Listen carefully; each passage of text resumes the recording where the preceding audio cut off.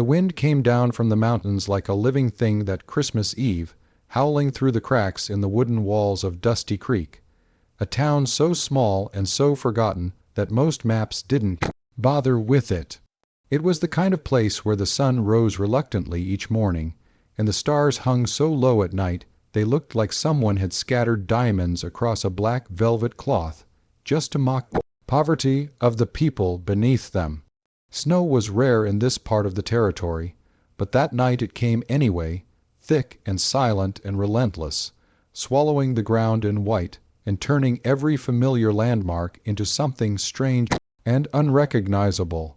Elijah Kane had not celebrated Christmas in 6 years. He had not celebrated anything in 6 years.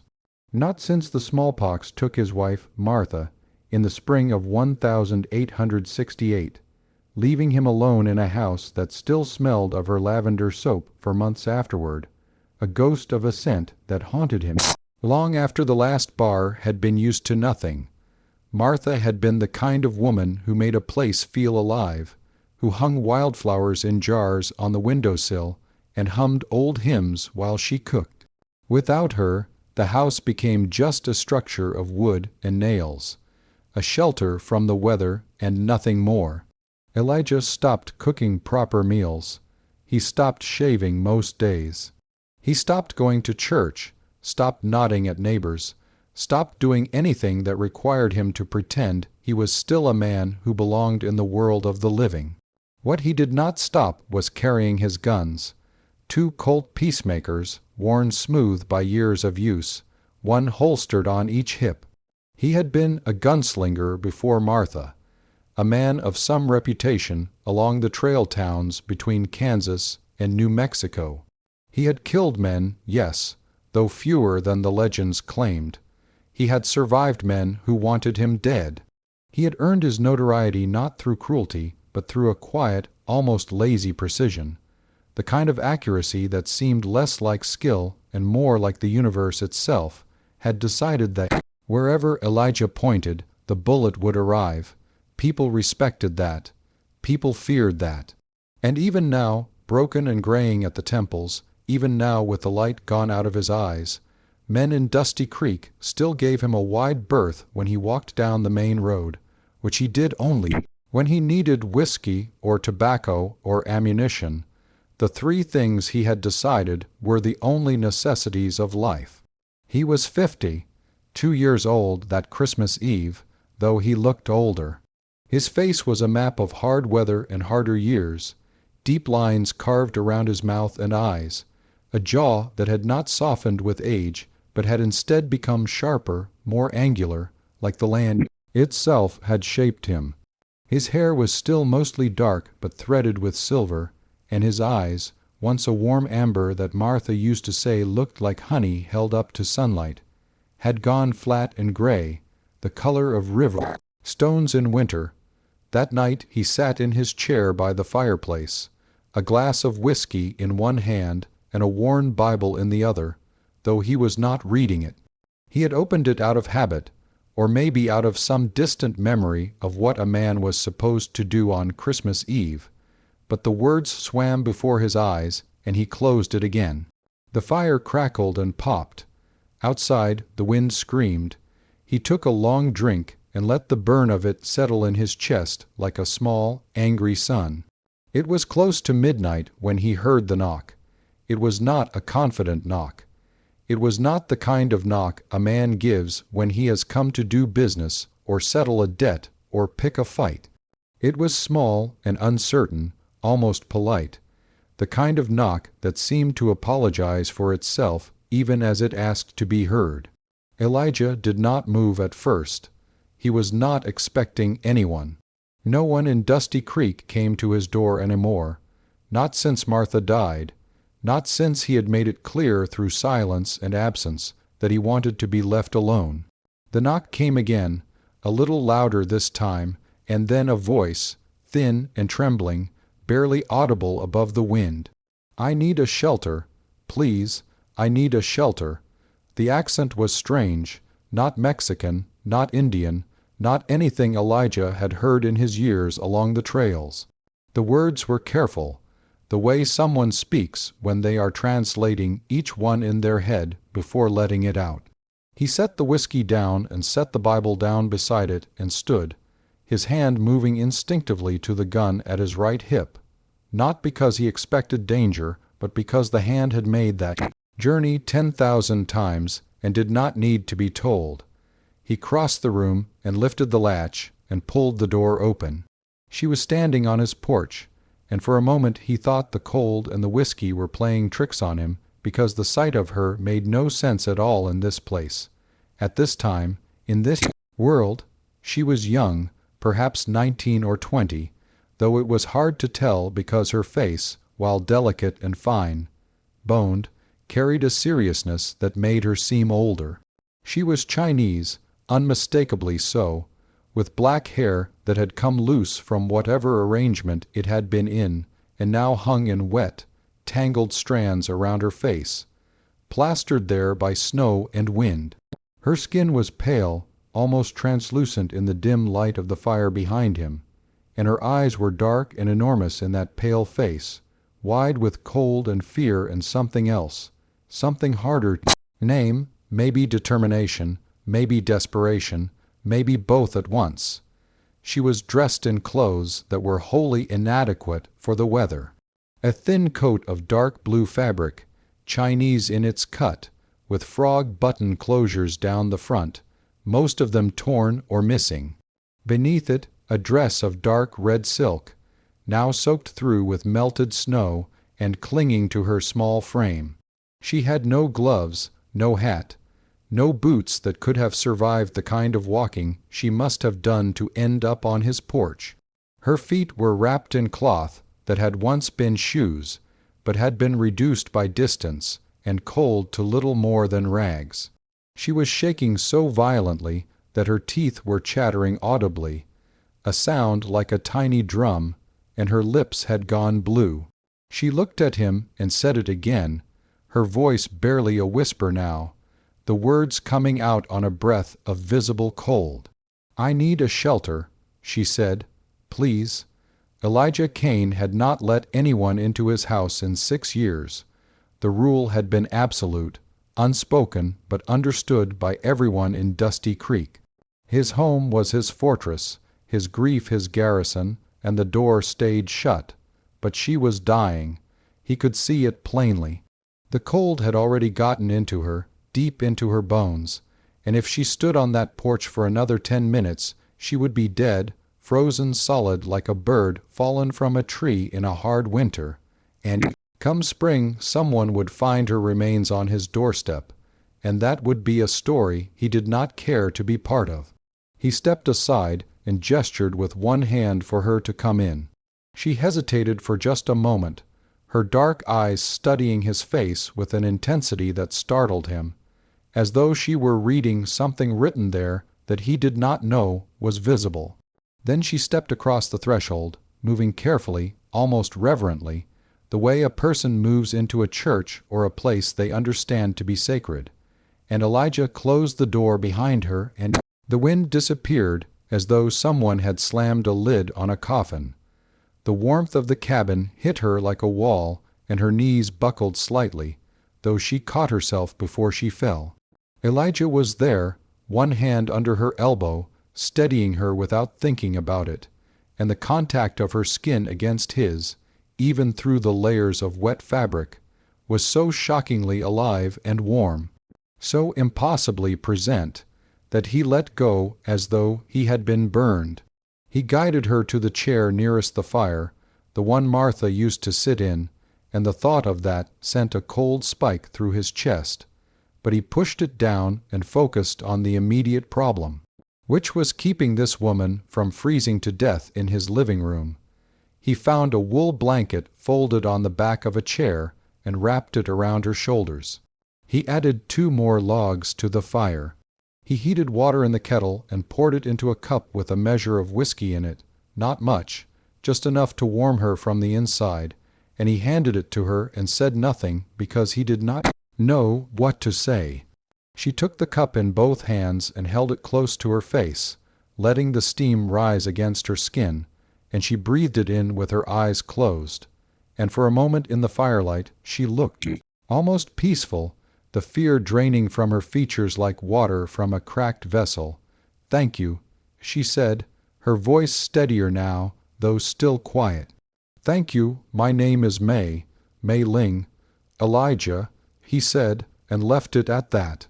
He pulled another chair close to the fire and sat across from her, not too close, giving her space, and he watched her drink the warm whiskey water in small sips, and watched the color slowly return to her face, the blue leaving her lips, the trembling in her hands subsiding by degrees.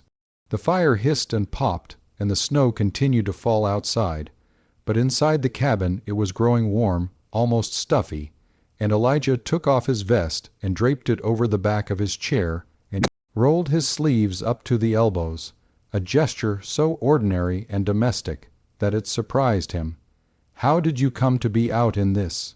he asked eventually, because the silence had stretched long enough to become uncomfortable, and because he was, despite everything, curious. Mei Ling looked up from the cup. Her eyes were extraordinary up close, large and dark and utterly black, with no visible division between iris and pupil, and they held a depth that made him think of wells, of deep water, of things that went down a long way into darkness. "I came from San Francisco," she said, each word placed carefully, like stones being laid in a path. "I came on a ship from Canton, from China, many months ago. I was supposed to meet my uncle in San Francisco. He was going to take me to work. A good job, he said, but when I arrive, my uncle is not there. No one is there. I wait many days, and then a man comes, not my uncle, and he says he knows my uncle and he will take me to him. But he does not take me to my uncle." She stopped and took another sip of the warm drink, and her jaw tightened in a way that told Elijah everything he needed to know about what the man had done, or tried to do, without her saying a single word of it. "I run away," she continued. "I run from him and from the place he take me. It is a house where other Chinese women are kept. I do not stay, I run, and I have been running for many weeks now, walking. Sometimes a wagon will carry me a little ways, and then I must walk again. I do not know where I am going. I only know I am going away from there." She said all of this with a calm that was itself a kind of courage, a steadiness that Elijah recognized because he had seen it in other people who had survived terrible things, the way the mind sometimes goes very quiet after the worst has happened, settling into a stillness like the air after a storm. Elijah said nothing for a long time. He sat and listened and stared into the fire and thought about what she had told him, and about the men who had brought her here, and about the country that allowed such things to happen to women who had crossed an ocean believing they were coming to something better. He thought about Martha, who had also believed in something better, who had come west with him believing the future was a place you could travel to if you were brave enough, and how the future had turned out to be a smallpox epidemic in a town no one had heard of. "You're safe here tonight," he said at last, and the words came out rougher than he intended, scraped raw by something he could not quite name. She nodded, and something in her expression shifted, something small and quiet, like a door cracking open just enough to let in a sliver of light. He gave her Martha's old nightgown to sleep in. He gave her the bedroom, the one room in the house that still smelled faintly of lavender, though whether that was real or only in his memory he could not say. He built up the fire in the bedroom fireplace and laid out extra blankets and told her to sleep and that he would be in the other room if she needed anything. She thanked him again in that careful, deliberate way of hers, and he closed the door and stood in the hallway for a moment with his hand still on the latch, breathing. He did not sleep that night. He sat in his chair by the fire in the main room with his 2 Colts on the table beside him and the Bible and the whiskey, and he stared into the flames and listened to the wind and thought about things he had not allowed himself to think about in years, about Martha, about loneliness. about what it meant to have a living person in his house again, breathing and warming the air and filling the silence with the simple fact of her existence. In the morning the snow had stopped, and the world outside was white and still and impossibly quiet, the kind of silence that only comes after a heavy snowfall, as though the earth itself is holding its breath. Elijah made a fire in the stove and heated water, and when Mei Ling came out of the bedroom, dressed again in her ruined clothes but looking rested, her hair pulled back and tied with a strip of cloth she must have torn from somewhere, he set a plate of food before her without comment. Cornbread and salt pork and black coffee, nothing elegant, nothing that would have graced Martha's table, but hot and filling, and Mei Ling ate it with a quiet gratitude that needed no translation. Over the following days, a pattern established itself. Elijah did not ask her to stay, and she did not ask to. It simply happened, the way certain things do when circumstances and necessity and some unnamed force conspire together. She was too weak to travel, too weakened by weeks of exposure and poor food and fear, and the snow had buried the roads, and there was nowhere for her to go. So she stayed, and as she stayed, she began, slowly and carefully, to make herself useful in the way that people do when they want to earn their place in a space that is not yet theirs. She swept the floors, she washed the dishes, she mended a tear in the curtain that Elijah had not noticed, or had noticed and ignored for months. She did these things quietly and without being asked, moving through the cabin with a lightness and a grace that seemed at odds with the roughness of the place, as though she were a bird that had landed in a barn and was making the best of it. And Elijah watched her do these things and felt something stir in him that he had thought was dead, some small ember buried deep under the ash of 6 years of grief, and the stirring frightened him more than any gunfight ever had. He taught her English, not deliberately, not as a lesson, but naturally, the way it happens between two people who spend their days in the same small space. He would name things as they came up: the stove, the window, the snow, the horse. She would repeat the words back to him, tasting them, and sometimes she would smile when a word felt strange in her mouth, a small smile that transformed her face entirely, making her look her age, for once young and alive and curious about the world. And she taught him things in return. She showed him how to make a soup from the dried vegetables and herbs she carried in a small cloth pouch she had somehow managed to keep through all her running, a soup that was unlike anything he had ever tasted, fragrant and warming and deeply, quietly nourishing. She showed him how to fold paper into shapes, cranes and flowers and boats, using pages torn from old newspapers, and she placed them on the mantel above the fireplace where they stood in a quiet row, small paper monuments to something neither of them could have named. By the time the snow began to melt and the roads opened again, Elijah had not asked her to leave, and Mei Ling had not asked to go. There was an evening, about 2 weeks after her arrival, when the sun went down in a blaze of red and gold that turned the snow into something almost painful to look at, and they were sitting together by the fire, not talking, just existing in the same space in a silence that had become comfortable, even companionable. Mei Ling was folding another paper crane, her fingers moving with practiced ease, and Elijah was cleaning one of his colts, the action as automatic and meditative for him as her paper folding was for her. She looked up from her work and watched him for a while, watching his hands move over the gun with the same kind of quiet attention she gave to everything, and then she said, "You are a gunslinger." It was not a question. Elijah nodded once. "Are you afraid," she asked, "of the guns, of what they do?" He considered this for a long time, turning the cylinder of the Colt slowly in his hand, listening to the soft click of it. "I was," he said finally, "a long time ago, before I understood that they're just tools, like a hammer, like an axe." It's the man holding them that decides what they are." She nodded, as though this made perfect sense to her, and went back to her crane. "In China," she said after a while, not looking up, "there is a story about a woman who carried a sword. She was not a warrior. She was a scholar. But she carried the sword because the world she lived in required it, and she learned to use it not to fight but to protect, to make space where peace could live." She held up the finished crane, examined it, and placed it gently on the mantel beside the others. "I think," she said, "that is what you are, not a fighter, a protector. You make space."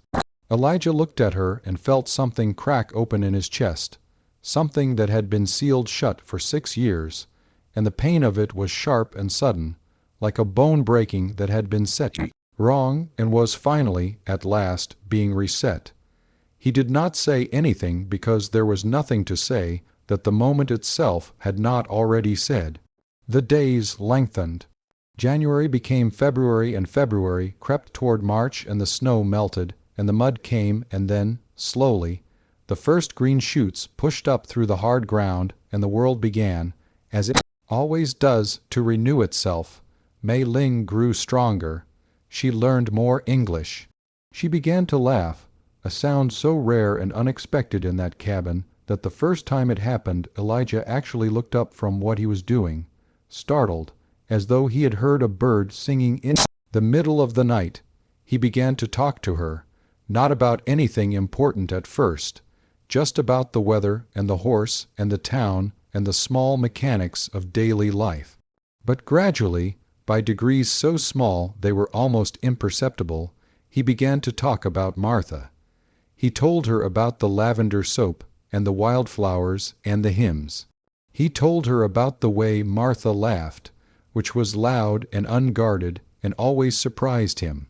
He told her about the morning he had come home to find Martha gone, the smallpox having taken her while he was out buying feed, and how the house had felt afterward like a place where something essential had been removed, like a clock with its heart taken out, still standing but no longer keeping time. Mei Ling listened to all of it without interrupting, without offering comfort or platitudes, just listening with those deep dark eyes and nodding when he finished. And the listening itself was a kind of gift, the kind that cannot be bought or manufactured but only given, freely and without condition. One morning in late February, Elijah woke before dawn to find Mei Ling already up, standing at the window looking out at the yard. The sky was just beginning to lighten, a pale gray seeping into the darkness at the eastern edge, and in that dim light she looked like something out of a painting, still and luminous and slightly otherworldly. She was holding one of her paper cranes in her hand, turning it slowly, and when she heard him come into the room, she turned and held it out to him. "For you," she said, "for keeping me alive." He took the crane and looked at it for a long time, this small, careful thing made from a scrap of newspaper, folded with such precision and care that it seemed almost to breathe, and he understood that it was not just a gift but a promise, a declaration of something that neither of them had the words for yet, but that both of them felt, quiet and steady as a heartbeat, growing in the space between them. He closed his hand around the crane and looked at her, and she looked back at him, and the morning light came in through the window and fell across both of them, and outside the world was waking up.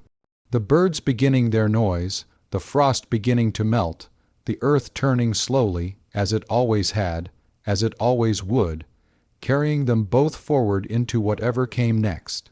Elijah Kane did not know what the future held.